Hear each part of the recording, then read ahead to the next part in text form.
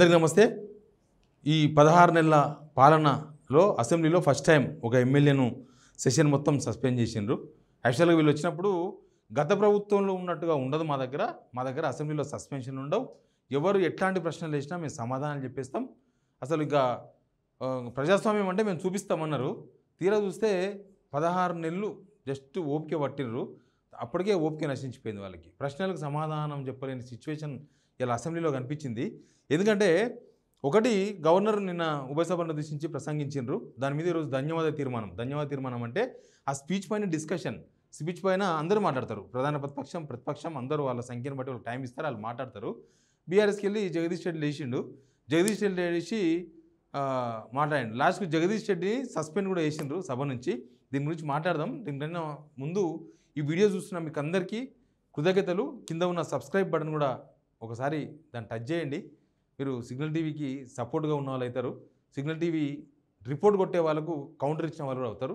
ఇక సబ్జెక్ట్ లేకపోతే అసలు ఈరోజు సభ మొత్తం రేవంత్ రెడ్డి గారు లేరు, కేసీఆర్ గారు రాలేదు. రేవంత్ రెడ్డి గారు ఢిల్లీలో ఉన్నారు, కేసీఆర్ గారు వాళ్ళ ఇంట్లో ఉన్నారు నందీనగర్లో. ఇక ఎమ్మెల్యేలు మంత్రులు ఇటువైపు చూస్తే కేటీఆర్, హరీష్ రావు వీళ్ళంతా ఉన్నారు. బీజేపీ నుంచి ఉన్నారు, ఎంఐఎం వాళ్ళందరూ ఉన్నారు. ముందు అవకాశం బీఆర్ఎస్కి ఇచ్చిండ్రు మాట్లాడమని గవర్నర్ స్పీచ్ పైన.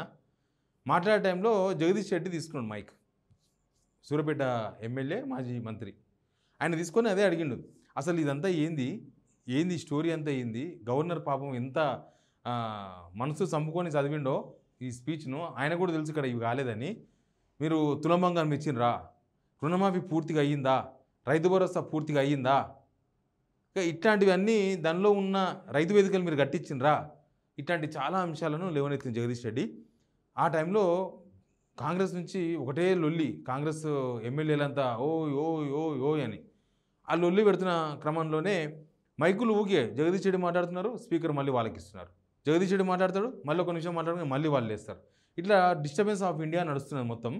నడుస్తున్న టైంలోనే జగదీష్ రెడ్డి ఓ మాట అన్నాడు. ఆ మాటతోన సస్పెన్షన్కి దారితీసింది. లాస్ట్కి ఏమైందంటే అందరికీ సమాన హక్కులు ఇవ్వాలి, మీరు అందరికీ సమాన హక్కులు ఇవ్వాలి. అంతకన్నా ముందు ఒక మ్యాటర్ జరిగింది. ఈ జగదీష్ రెడ్డి ఇవన్నీ మాట్లాడాక ఈ రుణమాఫీ ఇచ్చిండ్రా, రైతు భరోసా మొత్తం ఇచ్చిండ్రా, రుణమాఫీ మొత్తం అయిందా, మీరు అన్ని అబద్ధాలు చదివించరు గవర్నర్తోనని ఆయన మాట్లాడేసరికి శ్రీధర్బాబు లేచిండు, శాసనసభ వ్యవహారాల శాఖ మంత్రి. ఆయన లేచి ఒక మాట మాట్లాడి వినండి ఒకసారి.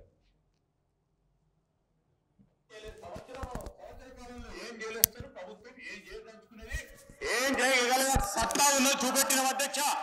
14 నెలలలో నేను చేసిన ప్రతి సంక్షేమ కార్యక్రమం విషయంలో వారు 2014 నుంచి 2015 వరకు ఏం చేయలేకపోయినో ఒక్క సంవత్సర కాలంలో నిలబెట్టి రాష్ట్ర ప్రజలకు తెలియజేసినాం.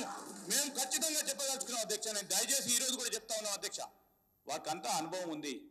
ఉన్న సందర్భంలో అది 10 సంవత్సరాల్లో బీఆర్ఎస్ ప్రభుత్వం ఏం చేసిందో, చేయని మేమే ఉన్నావో అవన్నీ మేము చేసేసినాం సంవత్సరంలోనే, వాళ్ళకన్నా ఎక్కువ చేసామన్నట్టుగా శ్రీబాబు గారు సెలవిచ్చేసిండ్రు. ఇచ్చిన తర్వాత మళ్ళీ జగదీష్ రెడ్డికి మైక్ వచ్చింది. అక్కడనే గొడవైంది. జగదీష్ రెడ్డికి వచ్చిన తర్వాత జగదీష్ రెడ్డి మాట్లాడుతున్న టైంలో అక్కడి నుంచి ప్రతిపక్షం నుంచి ఒకటే, అవతల పక్షం అధికార పక్షం నుంచి ఒకటే డిస్టర్బెన్స్ వచ్చింది. డిస్టర్బెన్స్ వస్తున్న టైంలో జగదీష్ రెడ్డి ఒక మాట అన్నాడు, స్పీకర్ను ఉద్దేశించి అన్నారు. బహుశా ఆ మాటతోనే జరగాల్సింది జరిగిపోయింది. ఒకసారి ఆ మాట కూడా ఒకసారి వినండి మీరు. దానిలో తప్పుంటే మీరు కూడా కామెంట్ చేయొచ్చు. గురి కాకండి. మేమా మీరే రాష్ట్రపతి చూస్తున్నారు, మీరే మీరే రాష్ట్రపతి చూస్తున్నారు అధ్యక్ష, రాష్ట్రపతి చూస్తున్నారు. అధ్యక్ష సహనం అధ్యక్ష రాష్ట్ర ప్రజలందరూ చూస్తున్నారు. జగదీశ్వర్ రెడ్డి గారు ప్లీజ్, జగదీశ్వర్ రెడ్డి గారు ప్లీజ్, జగదీశ్వర్ రెడ్డి గారు ప్లీజ్ 1 మినిట్.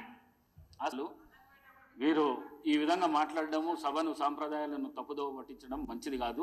ప్లీజ్ మాట్లాడండి అధ్యక్ష. ఏ సభా సంప్రదాయానికి నేను విరుద్ధంగా మాట్లాడినా మీకు చెప్తే తర్వాత మాట్లాడదు అధ్యక్ష.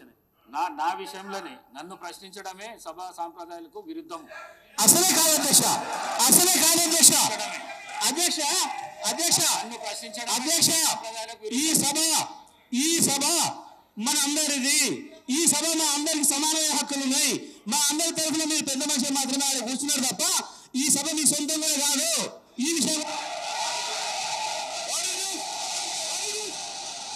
అధ్యక్ష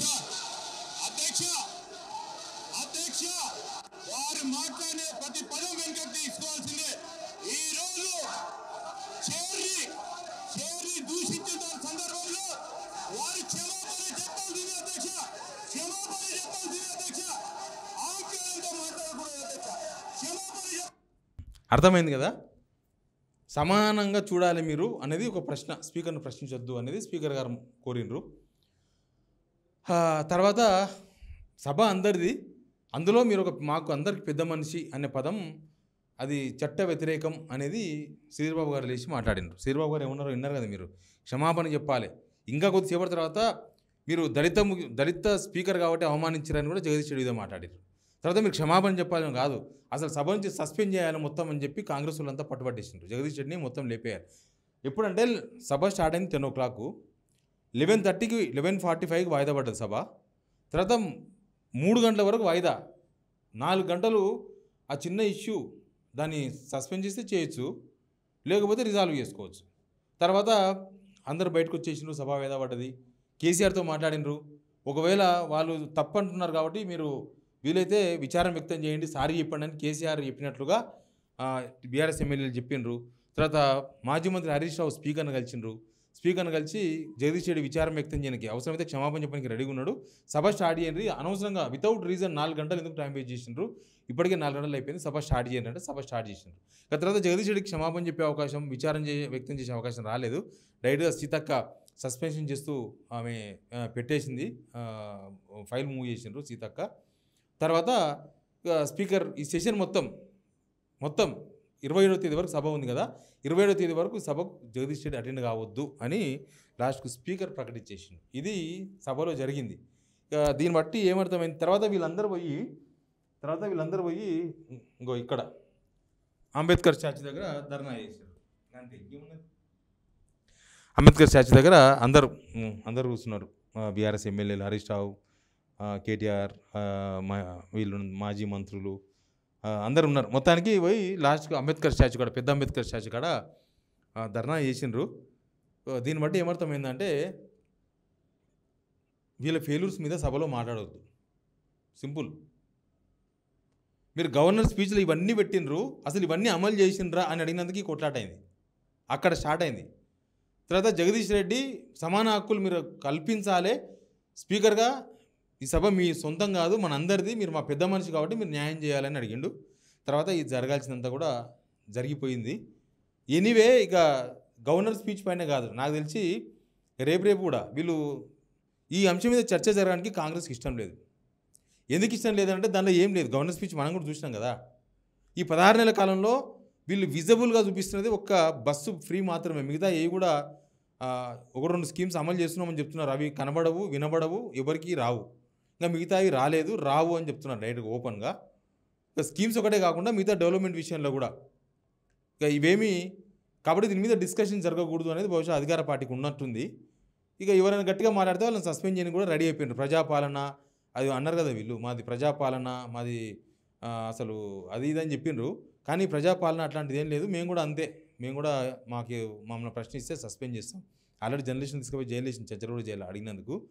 అట్లా అడిగే వాళ్ళందరినీ చాలామంది మీద కేసులు పెడతారు. సామాన్య జనాలు చాలామంది మీద సోషల్ మీడియాలో అది పెట్టి కేసులు పెడుతున్నారు. అది నడుస్తూనే ఉంది. ఒక పక్క సభలో శాసనసభ అక్కడికి వచ్చే వరకు మాట్లాడద్దు అంటే వాళ్ళని పొగిడితే ఏం కాదు, చాలా బాగుంది, మీరు చాలా బాగా చేస్తున్నారు, మీరు అసలు సూపర్ అంటే సభలో కూర్చోవచ్చు. ఇప్పుడు ఉన్నారు కదా అట్లాంటి వాళ్ళు కూడా చాలామంది ఉన్నారు. కానీ ప్రశ్నిస్తే ఆయన సస్పెండ్ కూడా చేస్తాం, అవసరమైతే రేపు మొత్తానికి రిమూవ్ కూడా చేస్తారేమో. ఏమేం జరుగుతుందో తెలియదు. సభ గౌరవం అంటున్నారేమోనంటే మీ గవర్నర్ స్పీచ్లో ఏముందో ప్రశ్నిస్తే వాళ్ళని సస్పెండ్ చేయడం అంటే మిగతా వాళ్ళని కూడా బెదిరించడం. మిగతా ఎవరైనా మాట్లాడితే గింతే, ఇంకా ఇట్లే ఉంటుంది. కాంగ్రెస్ ఒరిజినాలిటీ ఇదే. ఈ ప్రజాపాలన అన్నారు చూడు, అది అబద్ధం. ప్రజాపాలన మాది అన్నారు చూసినరా, అది అబద్ధం, ఇది నిజం. అంతే సింపుల్గా. Please subscribe signal TV.